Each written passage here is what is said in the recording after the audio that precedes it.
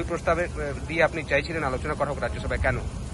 দেখুন, একসময় মমতা বন্দ্যোপাধ্যায় এই পার্লামেন্টে দাঁড়িয়ে বলতেন যে তাকে সিপিএম আক্রমণ করেছে, সিপিএম খুন করতে চাইছে, তাকে আন্দোলন করতে দেওয়া হচ্ছে না, তাকে কোনো জায়গায় বেরোতে দেওয়া হচ্ছে না। আর আজকে সংসদীয় গণতন্ত্রের যার স্থান, মুখ্যমন্ত্রীর পরে বিরোধী দলনেতা শুভেন্দু অধিকারী, যিনি এই লোকসভার সদস্য ছিলেন, এই পার্লামেন্ট হাউসে ছিলেন, আজকে তিনি কোর্টের নির্দেশে কালকে যখন যাচ্ছিলেন সিতাইয়ে, তখন তার উপরে যে আক্রমণ হলো সেটা তাকে খুন করার জন্য আক্রমণ হয়েছিল। সিআইএসএফ না থাকলে তিনি প্রাণে বেঁচে থাকতেন না।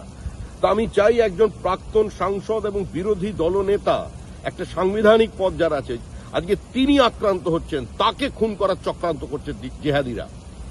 পুলিশকে নিরাপত্তা দিতে বলা হয়েছিল, কি নিরাপত্তা দিল পুলিশ?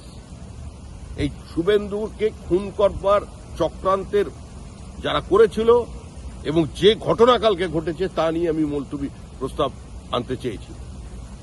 আমি সেই নোটিশ দিয়েছি। আমি কেন দেব না? এটা আমার অধিকার ক্ষেত্রের মধ্যে পড়ে। কোনো সাধারণ রাজনৈতিক কর্মী নয়, বিরোধী দলনেতা, একটা সাংবিধানিক পদ। আজকে তিনি আক্রান্ত হচ্ছেন। সে রাজ্যে কোনো গণতন্ত্র আছে? কোনো কিছু বেঁচে আছে সেখানে? পুরো সাংবিধানিক ব্যবস্থা ভেঙে পড়েছে। আইনের শাসন বলে কিছু নেই। Total anarchy.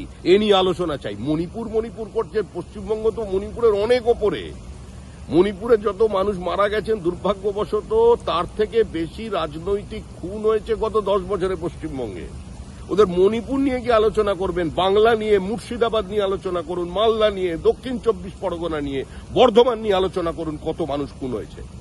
সংখ্যালঘুর জন্য চোখের জল? কত সংখ্যালঘু খুন হয়েছে পশ্চিমবঙ্গে গত 3 বছরে? হিসাব দেখুন। কত সংখ্যালঘু খুন হয়েছে 14 বছরে? কত তফসিলি জাতি, উপজাতির মানুষ কিভাবে খুন হচ্ছে, গণধর্ষিতা হচ্ছে পশ্চিমবঙ্গে, সেটা নিয়ে আলোচনা হোক।